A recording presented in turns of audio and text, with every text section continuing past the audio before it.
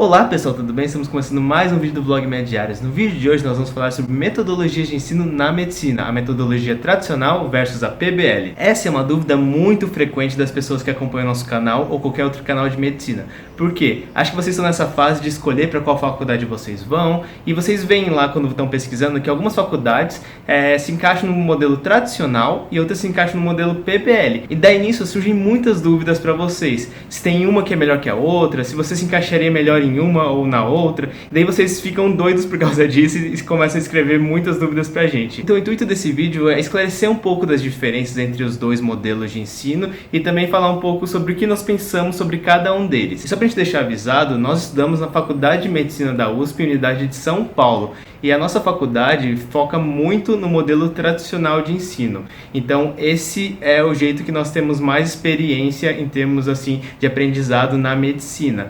Claro que às vezes alguns professores tentam fazer uma coisa mais PBL, um pouco mais de metodologia ativa de aprendizado, mas a grande maioria das aulas é voltada para o modelo tradicional. Então claro que a gente conhece pessoas que fazem PBL, a gente conversa com muitos amigos nossos, mas tudo que a gente fala aqui sobre o PBL não é em primeira pessoa. Então, falando do currículo tradicional, que é o que a gente vivencia para começar a discussão, então. Como o nome diz, o tipo de ensino mais antigo que tem e é a forma como a maioria das faculdades de medicina começou e continua até hoje. É um modelo baseado em aulas, na qual um professor, que é uma pessoa que estuda muito aquele assunto, por exemplo, um pesquisador da área, enfim, trabalha naquilo, vem para te explicar aquele assunto. Isso acontece em todo o curso, desde o primeiro ano com as cadeiras básicas até a parte prática lá no internato. A gente continua tendo bastante aula teórica. E o modelo dessas aulas são aulas expositivas, em que o professor vai passar aquele conteúdo de uma maneira e o aluno vai receber passivamente. Isso é, 90% das nossas aulas. Como o Fábio falou, muitos professores estão começando a colocar mais discussão de casos clínicos, mais tarefas integrativas em que o aluno vai tentar ter uma voz, ele vai poder falar o que ele acha do caso, enfim. Mas a maioria do nosso curso ele é de uma maneira passiva. Isso tem lados positivos, tem lados ruins também. De positivo, a gente gostaria de falar para vocês que é uma maneira bem segura e ordenada da gente estudar. Então a gente vai para a aula, tem tudo aquilo passado, o professor vai direcionar o que é mais importante naquele assunto. Então, de anatomia, eu quero que os alunos saibam especificamente 10 tópicos de milhões que existem. Então a gente consegue ter um direcionamento do que é mais importante logo no primeiro contato com a matéria. Depois disso, depois das aulas, a gente vai para nossa casa, geralmente no período da noite, a gente tem o tempo livre para estudar. Então, o que a gente faz? Vai estudar baseado na nossa aula. Então, slides do professor, anotações de aula, tudo que o professor focou, mesmo que você não tenha entendido tudo na aula, você vai procurar a partir daquilo. Então, é muito mais direcionado o estudo. Mas, por outro lado, negativo, a gente tem muito menos tempo voltado e livre para a gente ter essa busca por conhecimento. Então, se você pegar e ficar meio perdido, não souber se organizar direito, corre-se o risco de você ter pouca busca ativa, então pouca coisa que vai internalizar muito em você. E vai ficar uma coisa mais superficial do que você tem recebido e não dá tempo de você processar criticamente, falar, não, eu não entendi direito isso, não concordo muito com isso, quero ter uma discussão, quero perguntar. Então, esse é o lado um pouco mais que fica em defasagem nesse tipo de currículo. Por causa disso, pelo menos na USP, o currículo tradicional tem sido aos poucos modificado para melhorar esse tipo de aula e para melhorar a participação do aluno. Então a gente tem tido mais tarefas para fazer em casa, mais discussões que os professores tentam passar, o que é algo positivo. Então tá meio que mesclando, mas ainda é mais tradicional. E agora nós vivemos em uma época em que o desenvolvimento tecnológico acontece muito rápido e a informação está cada vez mais fácil de ser conseguida por qualquer um. Então com a internet hoje, você conseguir buscar uma informação específica que você quer não é mais um problema. É só a gente colocar as palavras certas e a gente vai conseguir milhares de fontes possíveis sobre determinado assunto sobre o qual nós estivemos estudando. Por causa disso, muita gente assim ligada na pedagogia, nessa parte de metodologia de ensino, acha que esse currículo tradicional está um pouco antiquado, em que o professor vai lá dar uma aula expositiva para o aluno. Muitas pessoas consideram cada vez mais importante o próprio aluno correr atrás do conhecimento. Então, como está muito mais disponível a informação, o aluno vai conseguir chegar até ela, só que ele vai ter que aprender a gerenciar toda a informação, todos os conceitos que ficam ao redor dele. E é pensando um pouco nisso que foi criado o PBL, que é o Problem Based Learning, ou seja, aprendizado baseado em problemas. O PBL, então, é um tipo de metodologia ativa. Existem outros, mas o que é mais usado assim na medicina como um todo é o PBL. E a dinâmica é um pouco diferente do método tradicional de ensino. A carga teórica em que um professor fica explicando algum assunto passivamente para os alunos é muito menor. Eles acreditam que esse não é o caminho mais correto, mais que os alunos devem seguir. Em vez disso, eles se baseiam assim, eles dão um problema sobre determinado assunto e o aluno vai ter que correr atrás das respostas para aquele problema. Esse problema vai englobar assim os pontos mais importantes sobre o conteúdo, só que a resposta não vai estar na cara. O aluno que vai ter que ver uma informação em um lugar, ver uma informação em outro, conversar com uma pessoa sobre aquilo, trabalhar em grupo para tentar desvendar assim qual seria a melhor solução para aquele problema. É basicamente isso que acontece nas faculdades de medicina. Pelo que a gente conversa com os nossos amigos que fazem PBL, é meio que organizado em módulos, o currículo. Então vai ter lá, sei lá, um módulo de endocrinologia, vamos dizer assim.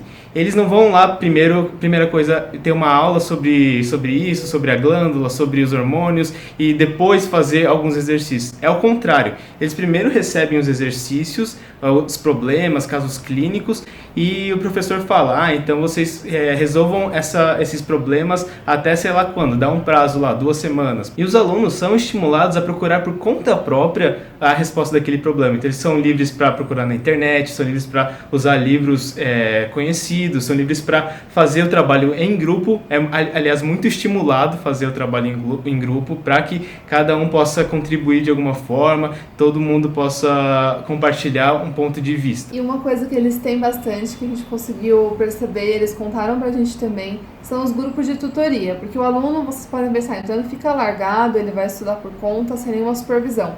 Mas não, eles têm nesses grupos de tutoria como se fosse um mentor. Então os pequenos grupos, né, por exemplo, 10 alunos têm um mentor lá, que é o seu tutor, e ele vai ser o professor que vai se reunir frequentemente para ver como eles estão estudando, para ver onde eles estão pesquisando, quais são as fontes. Vocês estão indo no caminho certo, não, vocês não estão indo no caminho certo. Nunca ele vai chegar de primeiro e dar a resposta. Acho que o papel dele é mesmo ir orientando os alunos a fazerem essa busca e indicar se eles estão indo no caminho certo ou não.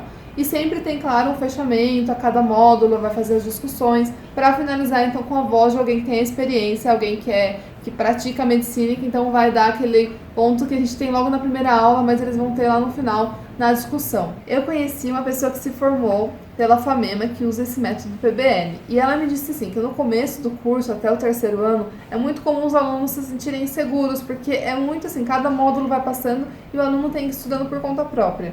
E parece que você tá diferente dos alunos que estão tendo bastante aula. Mas quando chegar lá na parte prática, no internato, eles conseguem ir tão bem quanto um aluno que faz o currículo tradicional. E se bobear, eles vão até mais seguros, porque eles estudaram bastante por conta própria, então aquele conhecimento está mais amadurecido e internalizado. E o PBL também tem seus prós e contras. Então a Bianca já tocou um pouco nesse assunto, mas uma das dificuldades de quem faz PBL é meio que se acostumar com essa dinâmica de ter que buscar por conta própria o conhecimento no começo. Muita gente se sente insegura, então é diferente de quando você tem uma aula e depois faz exercício, porque daí você meio que sabe se está certo ou não. Agora, se você faz primeiro o exercício, o problema, sem ter tido aula nenhuma, você não sabe, será que eu estou indo para o caminho certo? Será que isso que eu estou pesquisando é o caminho correto? Então dá uma insegurança muito grande para quem não está acostumado com essa metodologia ainda. E tem pessoas que se acostumam rápido com esse tipo de metodologia, de ter que buscar o conhecimento, e tem pessoas que até o final meio que ficam patinando um pouco, não se sentem completamente seguras. Então isso que a gente fala que depende um pouco de cada pessoa, não dá pra gente falar que o PBL sempre é melhor ou que o método tradicional sempre é melhor, depende um pouco de cada um. Os lados positivos do PBL é aquilo que a Bianca já falou um pouquinho, é que acontece um amadurecimento muito grande por parte do aluno em termos de valorizar o que ele está estudando, porque ele que está correndo atrás, ele que está escolhendo o que ele vai estudar, e isso faz com que ele foque mais, ele aprenda, internalize aquele conteúdo de uma forma melhor. E quando chega no internato, um dos motivos para todo mundo falar que se sente seguro, não se sente pior que o método tradicional, é porque no internato é uma fase que a gente aprende muito na prática, buscando por conta própria. Nem sempre os professores falam, leia esse capítulo ou esse capítulo. Às vezes a gente tem que buscar nossas próprias fontes. E quem está no PBL já está acostumado com isso. Então, basicamente, esses são os pontos essenciais de cada tipo de currículo. Lógico que a gente não falou super profundamente, porque teria muita coisa para ser falada, mas se vocês ficarem com alguma dúvida, entre em contato com a gente tem vários contatos de pessoas que fazem PBL, de pessoas que fazem tradicional, a gente pode indicar para vocês também Instagram, enfim, o que vocês precisarem, tá bom, pessoal? E só para fechar, então, existem vários tipos de faculdades, vários tipos de currículos, alguns que mesclam os dois. Então vão pesquisando, acho que é a fase mais importante para vocês agora é conhecerem as universidades, conhecerem qual é o tipo de ensino de cada uma delas, porque independente de qual você passar, você vai chegar preparado para saber como você vai estudar lá. Porque mesmo você tendo num currículo tradicional, nada impede de você aplicar coisas de metodologia ativa e vice-versa. Então você pode ser um aluno muito mais preparado se você chegar na faculdade com uma mentalidade mais aberta, tendo esse conhecimento aí geral. Então esperamos que vocês tenham gostado desse vídeo. Se vocês gostaram, curtam aqui para ajudar a gente, compartilhem com os amiguinhos. Tem as nossas redes sociais que a gente vai colocar aqui na tela, nossa caixa postal. E também vamos deixar alguns vídeos relacionados aqui para vocês assistirem, tá bom, pessoal? O vídeo de hoje foi esse e até a próxima!